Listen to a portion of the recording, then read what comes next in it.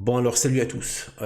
Donc je vais revenir, je vais faire une nouvelle vidéo concernant François Cottard. J'avais déjà fait une vidéo sur lui quand justement j'avais décelé en fait toute le système de raisonnement scandaleux qui en vient à se faire, vous savez, juge de l'écriture, juge de l'Église, juge de l'histoire de la révélation, en prenant ça de haut et sous prétexte de vouloir soi-même, voilà, évoluer, accéder à l'esprit, etc. Donc tout ça, c'était déjà une vidéo que j'ai faite sur lui. Là, j'en refais une. Une des raisons pour lesquelles je parle, je dis souvent les raisons pour lesquelles je parle aussi de lui, il met trop souvent en avant le catholicisme, même si bon, il est plutôt, contrairement à d'autres, contrairement à Bertrand Scholler et à d'autres fourbes, en fait, que je dénonce là dans mes vidéos, qui en fait crachent sur le catholicisme en se faisant passer pour des catholiques. Donc ça c'est un nouveau, profil. J'ai mis du temps à me rendre compte qu'il y a ce profil qui existe réellement. C'est-à-dire que les gros cracheurs sur le catholicisme, ils se disent catholiques. Ils se sont rendus compte qu'en fait, la meilleure façon de cracher sur le catholicisme, c'est de se dire catholique et de pouvoir cracher dessus. Voilà, c'est ce qu'a fait le pseudo-père Mathieu, c'est Lucie-père Mathieu, etc., etc. Ce sont des gens qui sont comme ça. Donc en fait, lui, il a l'honnêteté de dire qu'il n'y croit plus. Au moins, il dit, voilà, il le rejette. Il dit, voilà, mais il le met quand même en avant. Et ça, c'est problématique. Même dans son logo, il y a une croix, bon, il y a aussi un truc païen, il est dans l'espèce de gnose, syncrétisme, des espèces de vieilles lubies démoniaques qui sont là depuis le début de l'Église. Les gnostiques sont parmi les pires ennemis de l'Église. Dès le départ, ils étaient là. C'est pour ça que Saint Irénée de Lyon a fait son livre absolument merveilleux et, à mon avis, inspiré du Saint-Esprit. C'est trop grand, c'est trop puissant. Donc, contre la gnose.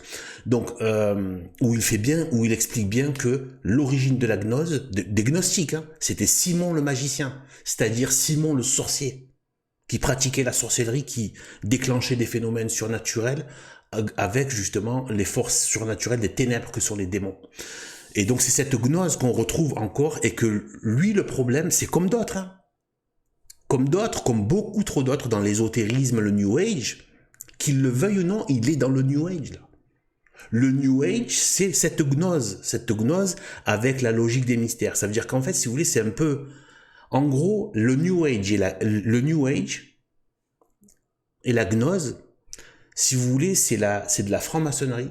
C'est comme la franc-maçonnerie, mais anarchique, que tout le monde, n'importe qui, dire sans système, comment dire, structuré social. Le problème, c'est que les démons qui sont derrière, eux, ils structurent ça. C'est pour ça que tu retrouves les mêmes conneries démoniaques. C'est pour ça que tu retrouves les mêmes choses. Parce que c'est structuré. Les démons, eux, sont très organisés et structurés. C'est l'instant présent. Ils sont tous dans le délire. L'instant présent, le présent.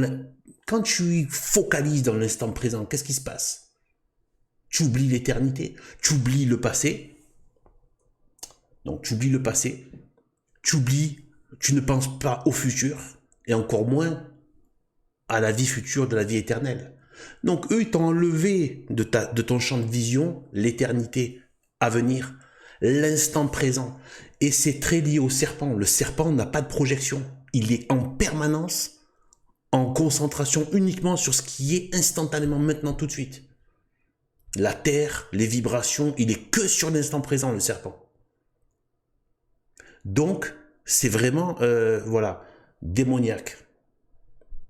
Et tout ça, et il y a plein d'autres choses qui sont développées, et c'est pour ça qu'on retrouve les mêmes conneries qui reviennent dans le New Age, la gnose et tout ça. Tu reviens petit à petit, la même haine du catholicisme traditionnel, tout ça, ça revient. Vous voyez, qu'est-ce qu'il y a d'autre qui revient souvent? Le lâcher-prise, se laisser aller, se vautrer.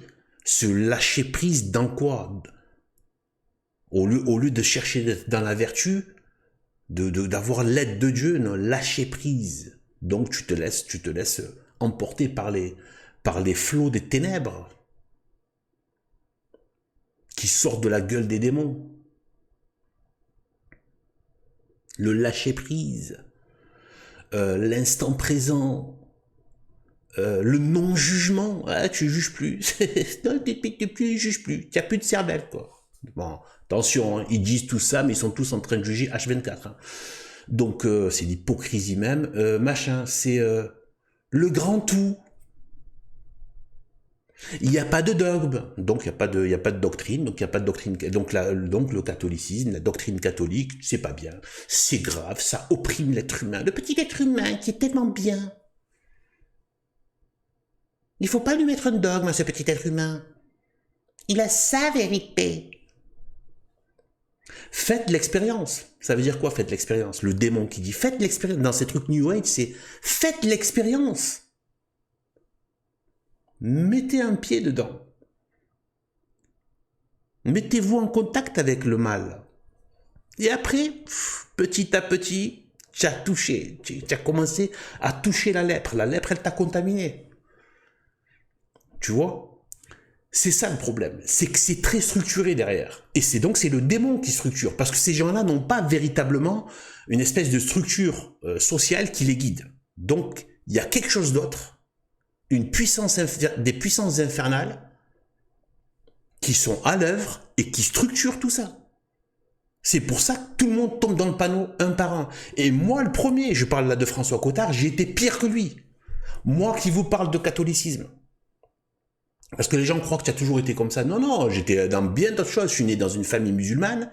Je suis tombé, je suis passé par le communisme, par tout ça, l'athéisme, même si j'ai jamais été vraiment un athée. J'étais toujours en train de me ronger la tête. J'arrivais pas à adhérer à l'athéisme. Mais j'arrivais pas, j'avais perdu j'avais plus de voix vers Dieu, je savais plus. Moi, je me disais, il y a quelque chose, mais après, j'arrivais plus à, voilà, Dieu, machin. Mais j'ai jamais été, ouais, c'est n'importe, non, ça c'est, j'arrivais pas à être comme ça. C'est impossible de se dire qu'il n'y a pas de Dieu, tu vois, voilà. L'athéisme total, c'est de la dinguerie, c'est une folie, c'est l'être humain tombé dans la pire, c'est un truc de dingue, c'est innommable en fait. Donc voilà, et en fait, voilà, donc il y a ça.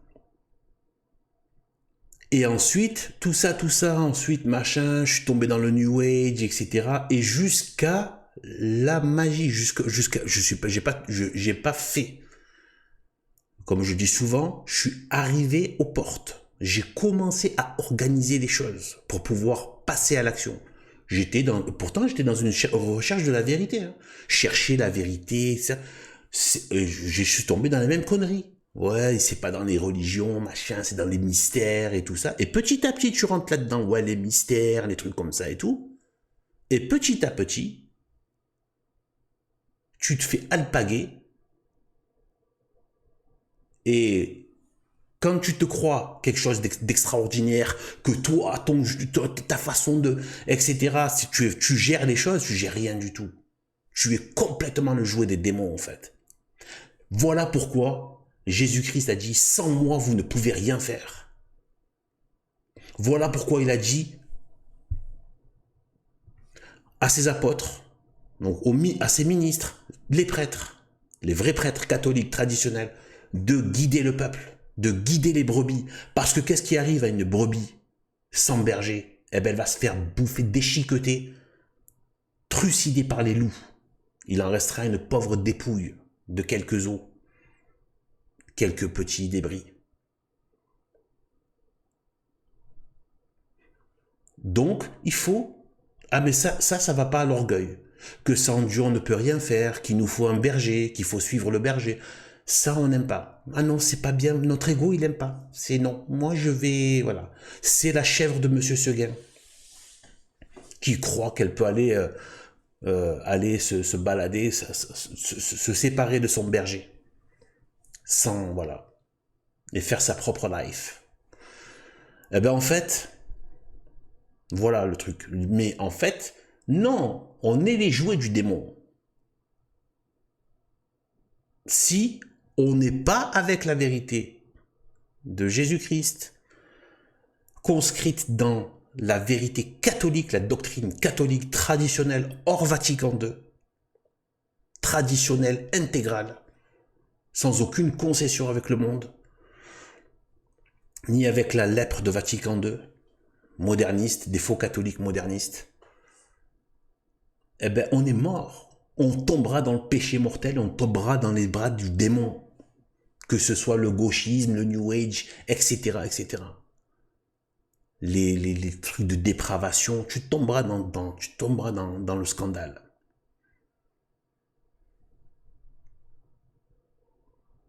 Donc en fait, moi-même, j'ai touché, je suis allé jusqu'au seuil, et bizarrement, et c'est là que moi je remercie Dieu et la Vierge Marie, parce que je pense qu'elle a été vraiment... C'est un remerciement, il n'y a pas de mot pour ça. Parce que ils m'ont pas laissé contracter, parce que tu rentres dans un contrat avec les démons quand tu fais les rituels démoniaques. Que tu crois être des rituels de magie. Non, non, c'est des rituels de démons. C'est ce que je vais expliquer dans cette vidéo. À ce François Cottard. C'est le démon. C'est le démon, il faut qu'il reconnaisse que c'est le démon qui se joue de son esprit. Les démons sont trop intelligents. Le berger, il va t'ouvrir les yeux. Il va te permettre de discerner le bien et le mal. Ce qui est de Dieu, ce qui est du diable. Et en fait,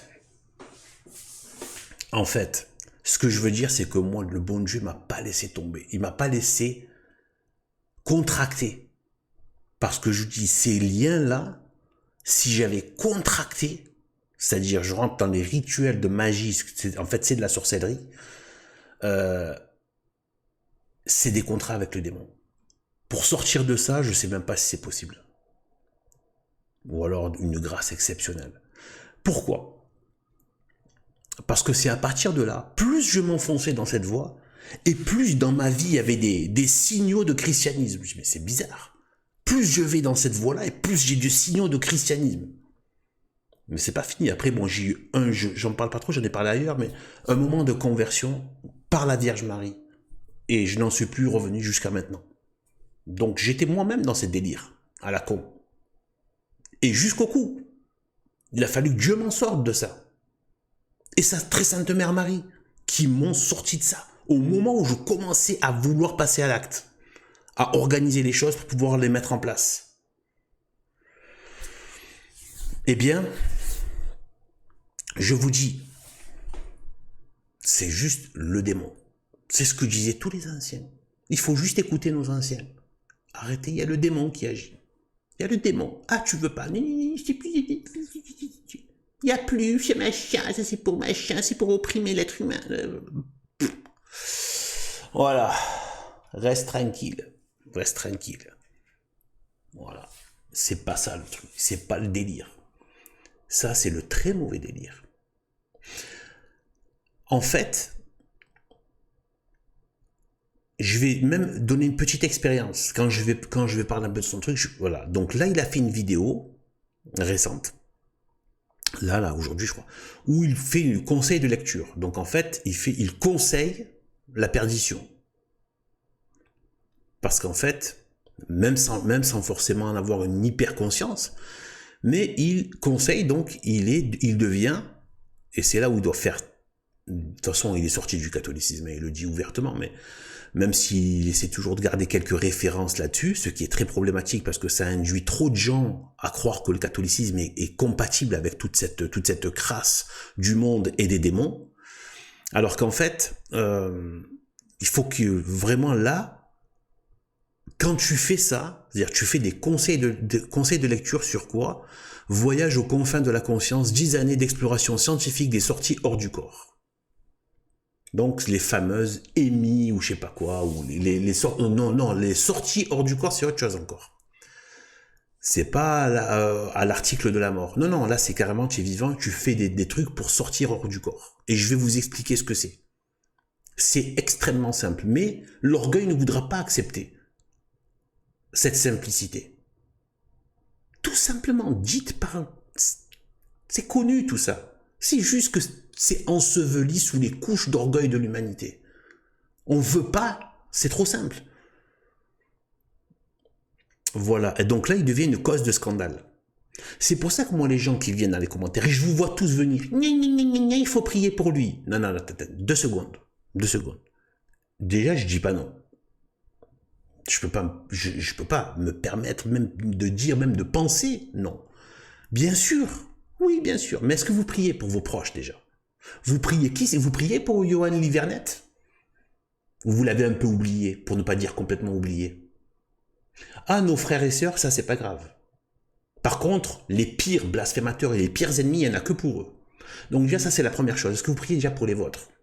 Pour vos plus proches, que Dieu a mis sur votre chemin, dans votre communauté catholique, dans votre famille, dans vos proches, dans vos voisins, même les voisins, même si vous ne les connaissez pas, qui a mis ces gens autour de votre vie. Non, non, on va chercher les pires emmerdeurs, les pires, voilà, ennemis de l'Église pour les prier pour. Donc, je ne dis pas non. Vous voulez prier pour lui? Priez pour lui. Abondamment, priez abondamment pour lui, pour François Cottard. Pas de problème. Par contre, moi je dis, donc vous avez bien entendu, hein, je valide, tout à fait. Mais il ne faut pas que ce soit juste ça. Il faut rajouter une autre phrase. Priez, d'ailleurs il faut le faire, il ne faut pas juste lâcher le commentaire et se barrer.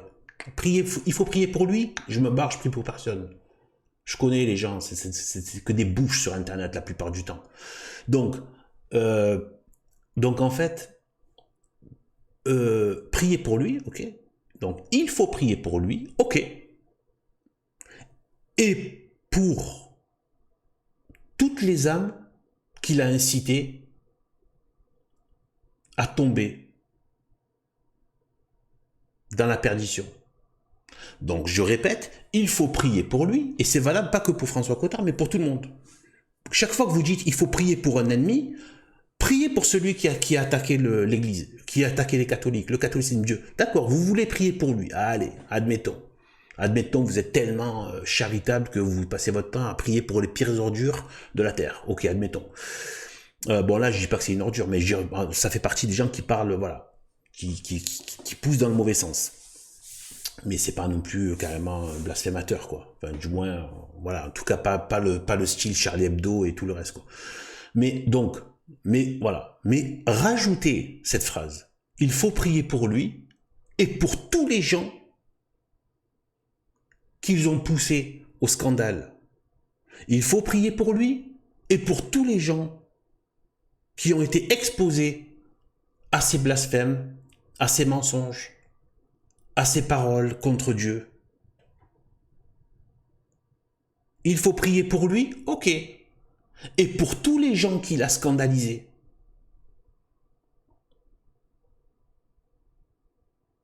Parce qu'on oublie que le problème, c'est que tout ça, ce sont des éléments publics. C'est pas le gars qui était dans sa piole, il a blasphémé, ou il a raconté des conneries. Là, tu es publiquement en train de militer pour un truc qui va contre. Il y a des gens qui écoutent. Il y a des gens qui se font infester, la preuve. Moi, je me suis fait infester, lui se fait infester, tout le monde. Il y a de la preuve, on se fait infester. Donc, c'est pas qu'une question, il faut prier pour la personne. Ouais, mais le gars, il a poussé des milliers de gens à la perdition. On les oublie, tous ces gens. Juste, il faut prier pour lui. Des fois, je me dis, mais ils sont débiles à ce point. Bref. Donc, du coup, notre brave, enfin brave, pas s'il est brave, mais voilà, en tout cas, voilà, François Cottard. Le pire chez lui, c'est que je sens qu'il a vraiment eu cette recherche de la vérité. Comme beaucoup de gens, comme pas mal de gens, cet appel religieux, il l'a eu ça, il l'a eu. C'est pas quelqu'un qui en a toujours méprisé ça, qui est tombé que dans sa petite banalité bidon sans chercher. Je pense qu'il a vraiment eu quelque chose de sincère.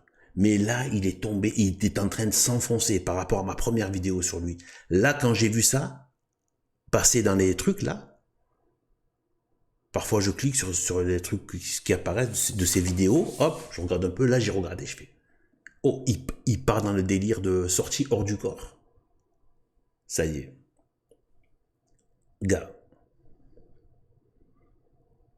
C'est chaud. Là, il va du côté obscur de, comment on dit, hein, là, ça y est, là, c'est les ténèbres. Mais il se rend pas compte. Exactement comme Adam et Ève, ce maudit péché originel, il continue à se répéter. Eux aussi, connaissance du bien et du mal, machin, la concupiscence, etc. On se sépare de Dieu, on va sur nous-mêmes, etc. Le démon nous tente, ça a l'air tellement chouette.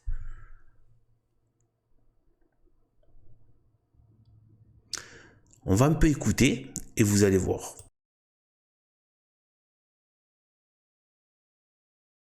Je dois aller chez mon coiffeur, donc ça va être rapide, mais je voulais vous signaler une lecture en ce moment que j'apprécie particulièrement.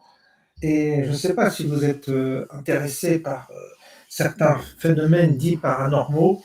Moi, ça m'a toujours intéressé, en tous les cas, par esprit de curiosité et d'ouverture d'esprit, parce que j'estime qu'on ne doit pas être cloisonné dans des certitudes, surtout dans un monde de plus en plus complexe et de plus en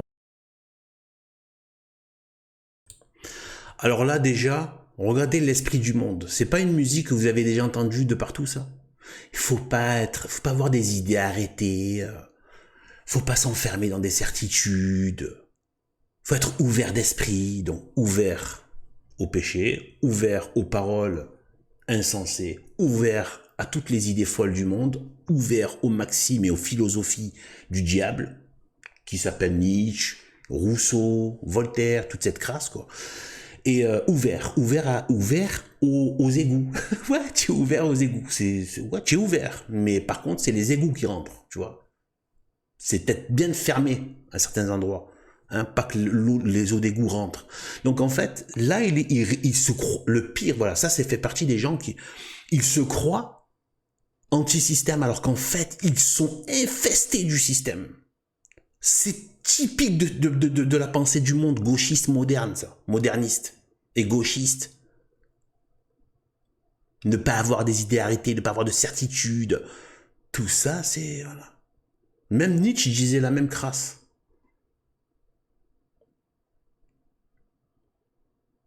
Genre, c'est pas le doute qui rend fou, c'est la certitude. Ouais, et donc? Et donc?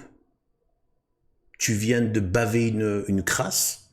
C'est fondé sur quoi? C'est quoi ton truc, là? C'est quoi? Il y a quoi de vécu, de vivant qui nous amène à des choses extraordinaires avec le doute, espèce de cafard.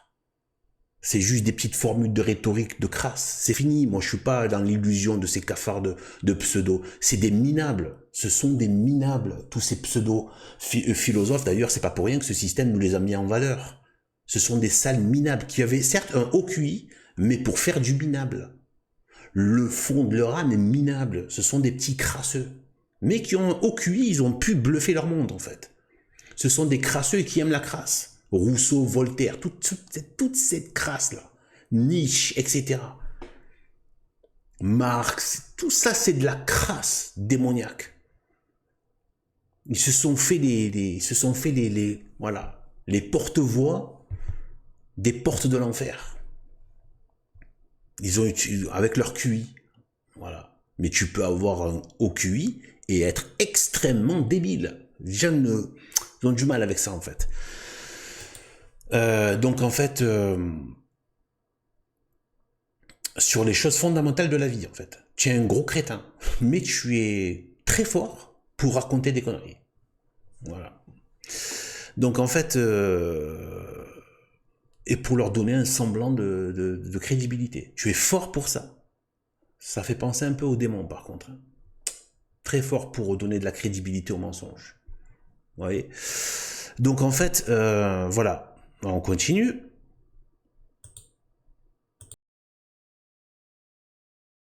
plus mystérieux. Et la science est là, et la physique est là pour nous encourager dans ce sens. Et je suis un ami. Allez, encore une fois, la physique, la science. La science.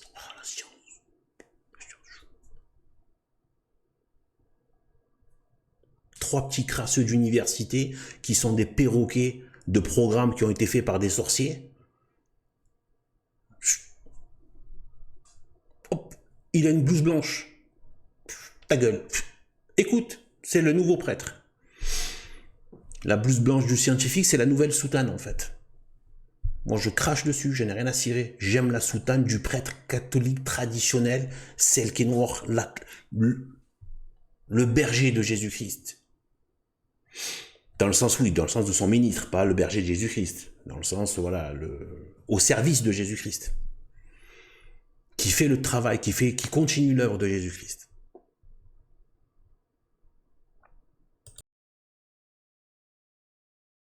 Le psychiatre m'a conseillé parce que je lui posais la question concernant les gens qui font des sorties de leur corps, qui sortent de leur corps. Et ça m'a toujours un peu, comment dire, fasciné ces questions. Moi, j'ai jamais réussi à le faire, mais j'ai toujours été intéressé par ces potentialités que nous avons et peu connues des gens. Enfin, on n'en parle pas trop. C'est connu, mais on fait comme si c'était anecdotique, alors que c'est vachement important parce que ça ouvre plein de perspectives. Il faut savoir que le KGB et la CIA se sont énormément intéressés, il y a très très longtemps d'ailleurs, à ces questions-là, pour des questions pour des questions militaires, pour des questions d'espionnage, etc. Ils ont exploré plein de voies comme ça, et c'est pas très vulgarisé. Et donc oui, c'est un thème intéressant ça.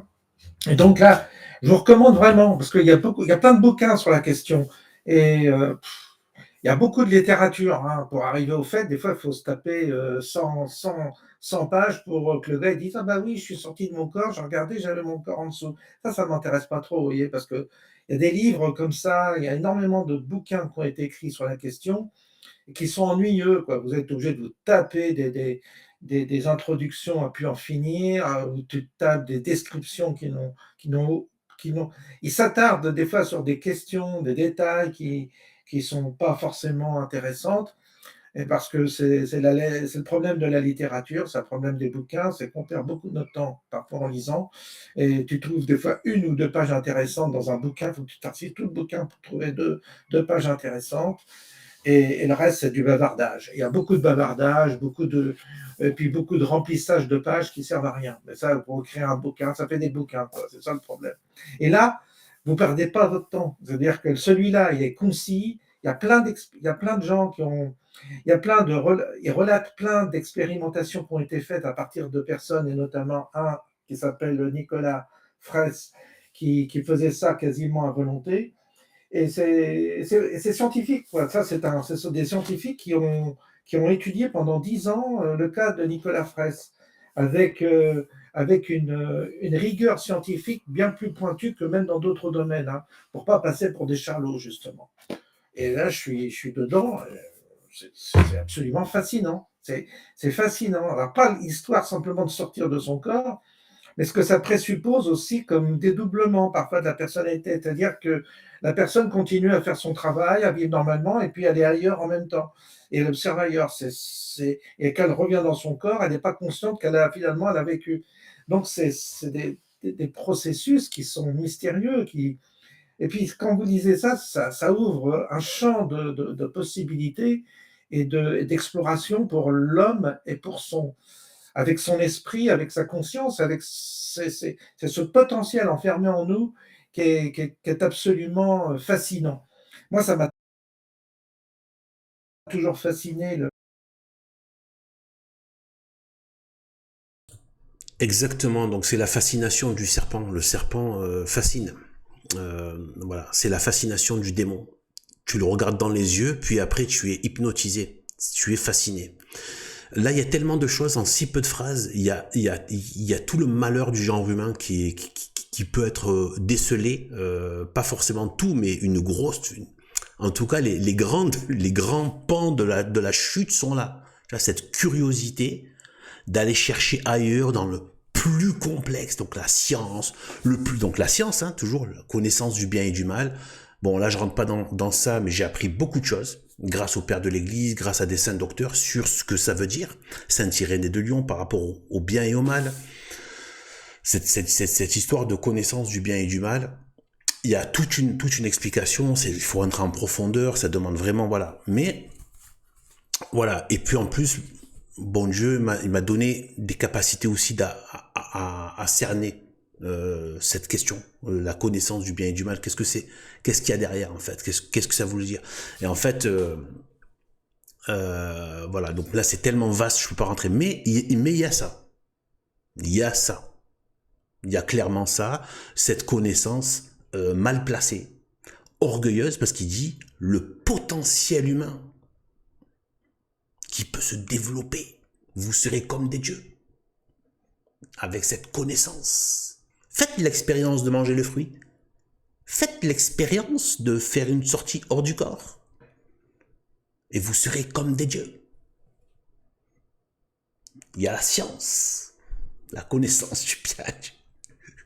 Tout ça, c'est de la dinguerie, frère. Tu es juste complètement possédé, en fait, en vérité. La vérité, tu es juste en train de folâtrer avec le démon. Mais lui, tu es en train de... Tu as vu? C'est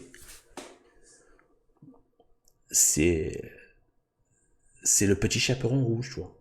Et là, il te fait croire qu'il cueille des fleurs avec toi, tu vois. En fait, il va à la mort, en fait. Il va à l'homicide. Il va à l'homicide. Au départ, connaissance, potentiel, le temps présent.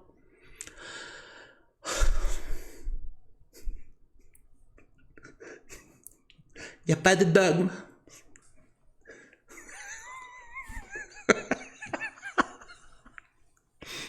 Et après, tu te retrouves avec le démon en train de t'enraider du espèce de con, espèce de hamar.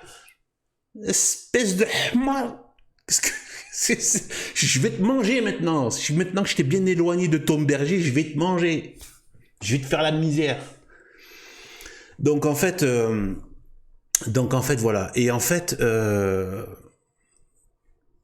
voilà.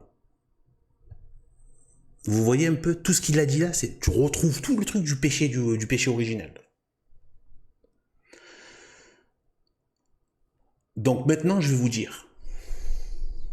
D'abord, je vous avais dit tout à l'heure, je vais vous dire une petite expérience que j'ai eue par rapport à ça, quand moi aussi j'avais pensé et que j'avais commencé à essayer de faire sortir du corps. C'est sortir du corps. Donc je vous dis, j'étais un gros crétin.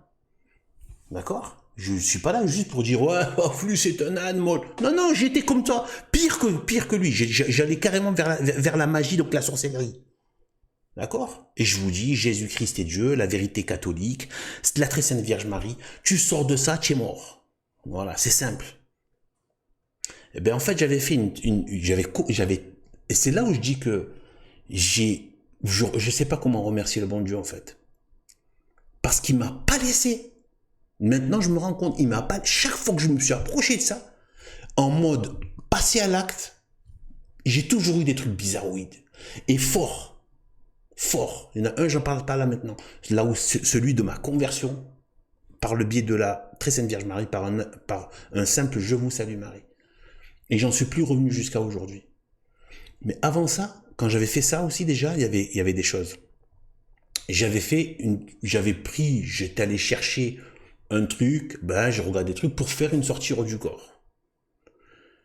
J'avais commencé à faire un truc, ça joue d'ailleurs sur l'imagination. Tu t'imagines des choses, etc. et tout. Donc l'imagination, c'est la porte d'entrée du démon. C'est ce qu'il connaît, c'est ce qu'il peut maîtriser chez nous. Les images. Pas les pensées, mais les images. Parce que les images ont quelque chose de sensible.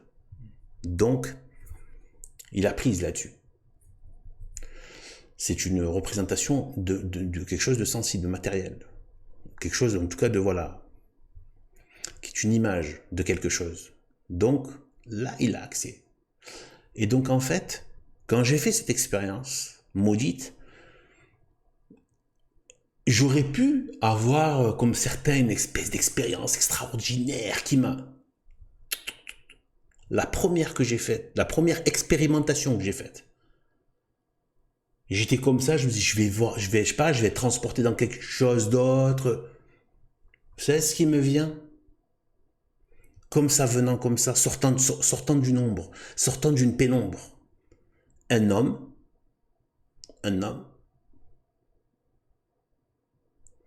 je peux pas décrire le maléfique qu'il y avait en lui. La haine. Cette haine, elle est indescriptible. La haine qu'il avait contre moi.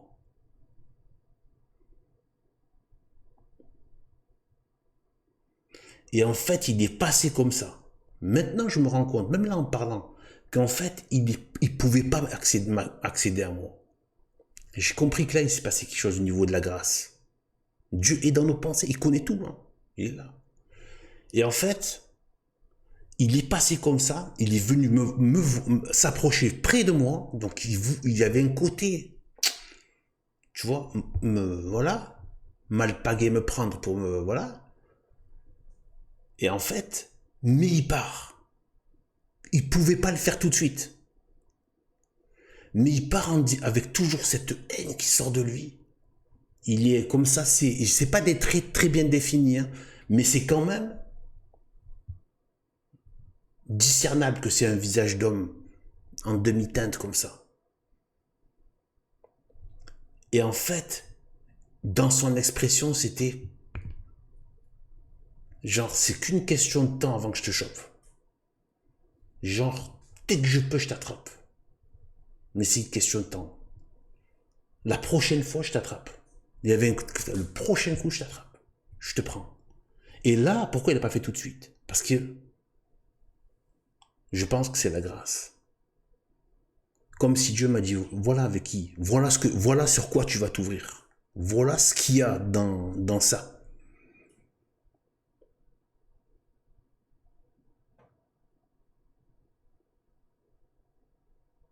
J'ai plus refait ça. Je suis sorti de là, je suis retourné en mode, qu'est-ce qui s'est passé? C'est quoi ce truc? C'est un truc de malade. Hop, je suis parti.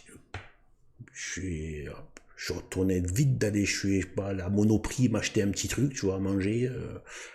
Genre, voilà, retourner dans un truc un peu banal, tu vois, et me manger un petit truc, tu vois.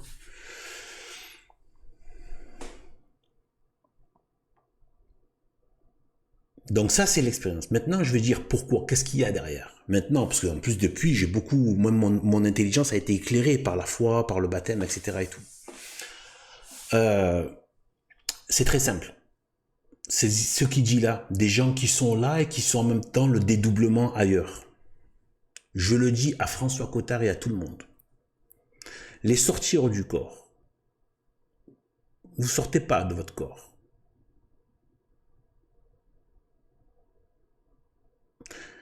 C'est que d'abord, avec ces expériences, vous avez créé des liens avec le démon. Il faut un lien d'abord. C'est pour ça que le baptême détruit les liens qu'il y avait avec le diable. Mais avec notre volonté, on peut ne pas respecter le baptême et retisser des liens avec le démon par le péché. Mais on est délié de l'emprise du diable et des démons qui sont toute son armée.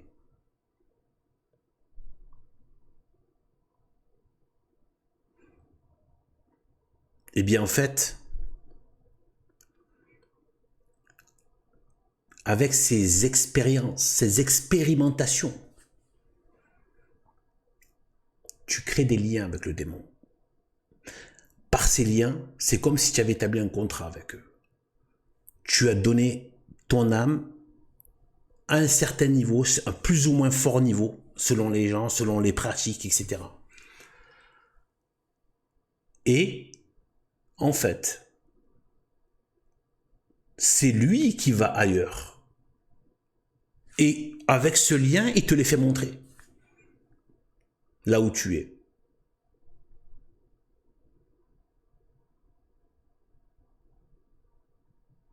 Il va ailleurs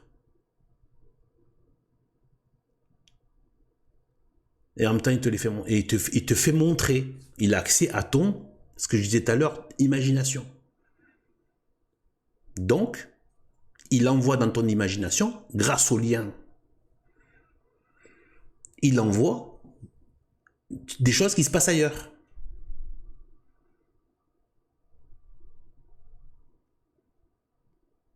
Donc quand les gens croient que c'est des prouesses, ils vont vous dire, c'est vrai, regardez, j'étais là et en même temps je savais exactement ce qui se passait là-bas, mais c'est le démon qui était là-bas qui te faisait la retransmission en duplex. C'est le démon qui te transmet ça grâce au lien que tu as créé avec eux, par ses pratiques. C'est pas ces histoires de trucs où tu as découvert de nouvelles choses, dimensions, enrichissement. Non, non, tu as juste été le jouet du démon. Et le démon peut maintenant t'envoyer des trucs, te faire voir des choses qui sont ailleurs.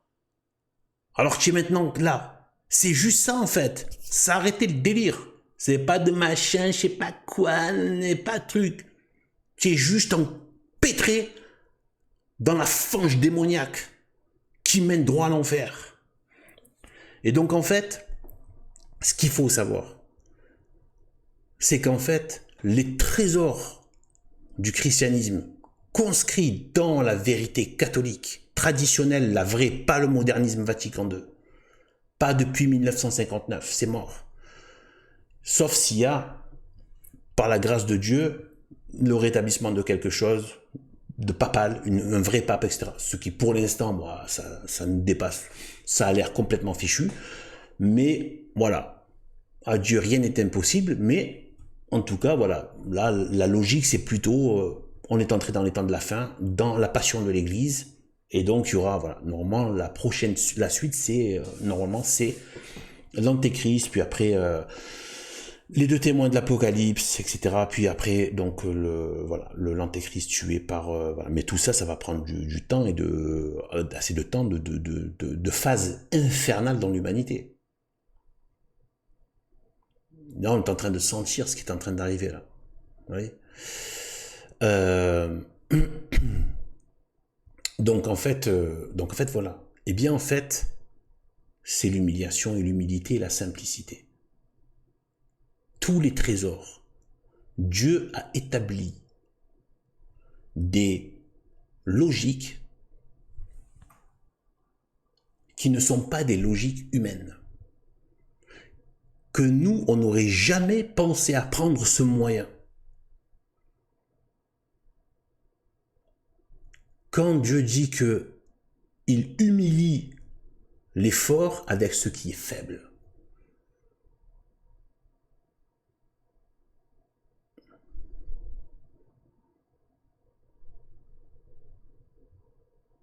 Dieu n'est pas impressionné même par tout ce que peut faire l'être humain. Rien à faire de ces... C'est dans le délire de l'orgueil humain que c'est important. Les empires, les armées, les puissances financières, la technologie, c'est dans ta tronche. Pour Dieu, c'est... Qu'est-ce que tu veux que... C'est l'infini. L'infini de merveilles. C'est lui qui est l'auteur de la science, qui est la science. C'est comme si là tu demandais de... J'imagine toi, tu vas fantasmer sur, je sais pas moi, sur une toile d'araignée, d'une araignée ou d'une fourmilière. C'est quoi ça reste une fourmilière quoi. Imaginez la pensée de la fourmi, enfin comment le cerveau de la fourmi, comment elle résonne là, et la pensée humaine. Eh bien, c'est infiniment plus loin encore entre l'homme et Dieu. Sa façon de penser, c'est pas la nôtre. Mais on est fait à son image, mais on peut perdre sa ressemblance. Ça aussi, grande chose. Ça, il faut vraiment que tous les catholiques l'intègrent, ça. Moi, c'est ce que je l'ai appris. Je l'ai appris des prêtres, des saints docteurs, des saints que j'ai pu... C'est grâce à eux que j'ai appris ça. Qu'en fait, l'image, c'est simplement la mémoire, l'intelligence et la volonté. On est fait de ça. Ça, c'est notre âme. Elle est constituée d'une mémoire, intelligence et volonté. Propre, personnelle. Pas une volonté d'espèce comme ont les animaux. La volonté d'espèce du loup, du lion, c'est tous les mêmes. Par contre, nous, on a une volonté personnelle, une intelligence personnelle, une mémoire personnelle. D'accord ? Donc en fait, ça c'est comment on est constitué. Mais c'est pas tout. Le diable aussi. En tant qu'ange, il a été fait à l'image de Dieu. Mais il a perdu la ressemblance. La ressemblance, c'est qu'est-ce que je fais avec cette mémoire, intelligence et volonté? Qu'est-ce que j'en fais? Est-ce que c'est les œuvres saintes, les œuvres de glorification de Dieu, ou est-ce que je vais me glorifier moi-même? Ou est-ce que je vais faire le mal avec cette intelligence, cette volonté? Est-ce que je vais vouloir Dieu et vouloir connaître Dieu, ou vouloir me connaître moi-même et me vouloir moi-même, etc., etc., ou vouloir d'autres créatures, etc. C'est ça en fait. Eh bien, Dieu a mis tous ses trésors dans ce qui est le plus simple. Pour Dieu, donner un verre d'eau à quelqu'un, dans un esprit de plaire à Jésus-Christ et à sa très sainte Mère Marie, vraiment de leur être agréable. Donner un verre d'eau à quelqu'un, par amour de Jésus-Christ, de Dieu le Père, de Dieu le Saint-Esprit, donc unis dans la Sainte Trinité, ça a plus de valeur que par exemple, tous les travaux de construction, de BTP, tout ce que vous voulez, tu peux construire des milliards des milliards de New York, des milliards d'édifices ou je sais pas quoi, mais qui ne sont pas faits pour l'amour de Dieu. Et j'ajoute, puisqu'elle est co-rédemptrice, la très sainte Vierge Marie, mais vraiment, l'adoration, c'est Dieu, Jésus-Christ, Saint-Esprit, Père, et la dévotion à la très sainte Mère Marie. Mais les enfants de Dieu deviennent aussi des enfants de la Vierge Marie. Et un enfant, un bon fils, il veut plaire à sa mère. C'est dans ce sens que je dis, mais Dieu veut justement, nous a donné sa mère en tant que mère. C'est ce qu'il a fait à la croix avec Saint Jean. Il lui a dit, voici ta mère. Il n'a pas dit, prends soin de ma mère. Il a dit, de toute façon, comme si Dieu avait besoin que quelqu'un prenne soin de... Donc, il a dit, voici ta mère. Et il a dit à sa mère, voici ton fils. Il les a fait mère et fils, fils-mère. Donc, oui, on veut plaire à sa mère. On veut bon. Un verre d'eau donné dans cet esprit-là à quelqu'un, et pour l'amour du prochain, c'est mieux que des milliards de New York qui ont été construits. Pour Dieu, ça vaut rien. C'est des cailloux, en fait. Ça vaut rien. Faire sa vaisselle. Là, je passe l'aspirateur. Eh ben, si je le fais, je vais dire, j'ai pas envie de le faire. J'ai pas envie de le faire.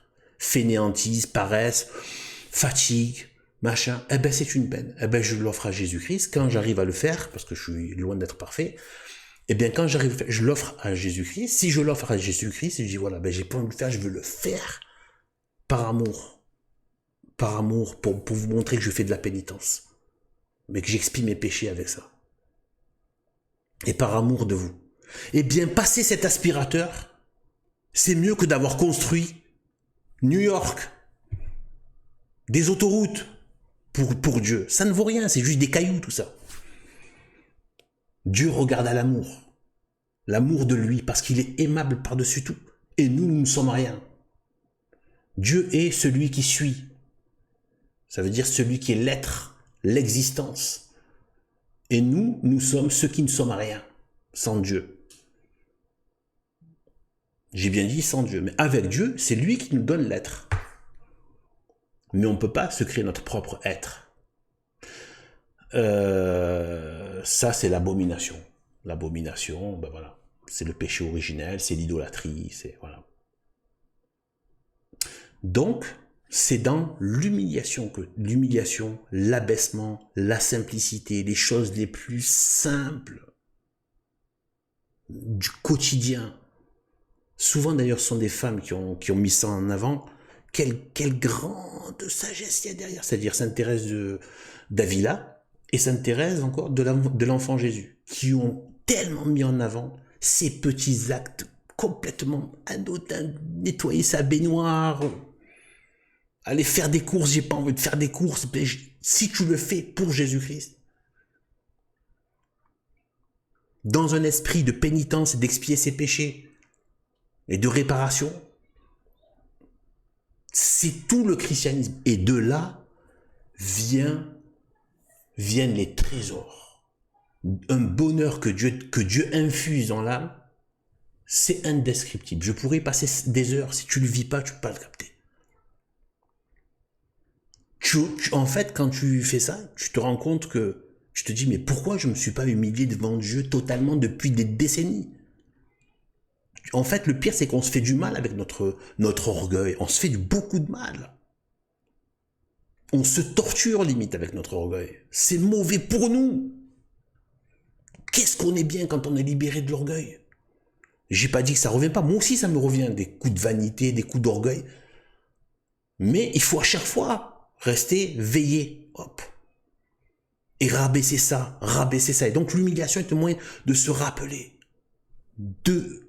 que cette bête qui est là, de l'orgueil, elle peut revenir sous d'autres formes. Là, dans tel domaine c'est passé, hop, ça viendra sur autre chose. Et il y a tellement d'autres ennemis à combattre. On est dans une terre, il y a une épreuve, il y a une guerre qui est là, depuis le commencement. Dont ces forces démoniaques qui séduisent. Donc François Cottard, voilà, c'est pas plus compliqué que ça. Il faut être catholique et faire tout ce qu'a dit de faire l'Église catholique traditionnelle. Basta. Et les grands saints et tout. Et faire ce qu'ils ont fait. Non, c'était pas juste une idée parmi d'autres, une religion parmi d'autres. Non, il n'y a qu'une seule religion, c'est le catholicisme traditionnel. Tout le reste, c'est du démon. Ça appartient aux démons, aux ténèbres, etc. D'une manière ou d'une autre. Chacun à sa façon. Même dans le paganisme ancien, c'était pareil. Il y avait plein de façons de faire.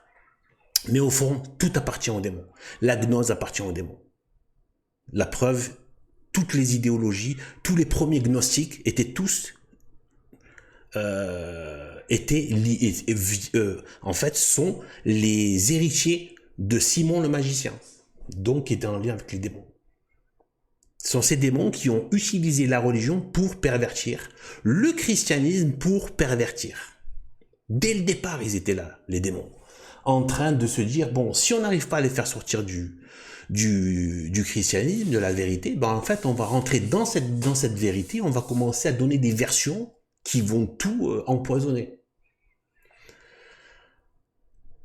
Ils viennent, ils noyautent, et en fait, partent dans des délires, et à la fin, très rapidement, tu te rends compte que c'est plus du tout ça, que ça devient de la dinguerie.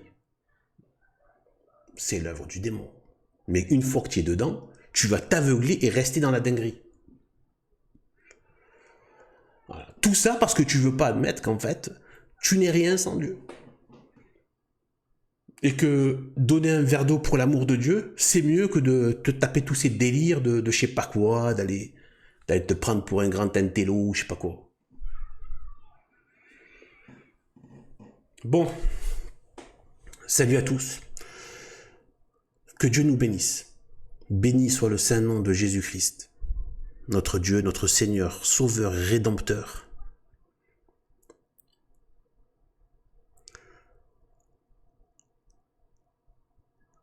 Dieu le Verbe, dans l'unité de la très sainte Trinité, et à sa très sainte Mère, Reine Vierge, la plus parfaite de toutes les créatures, une mère miséricordieuse, clémente et puissante,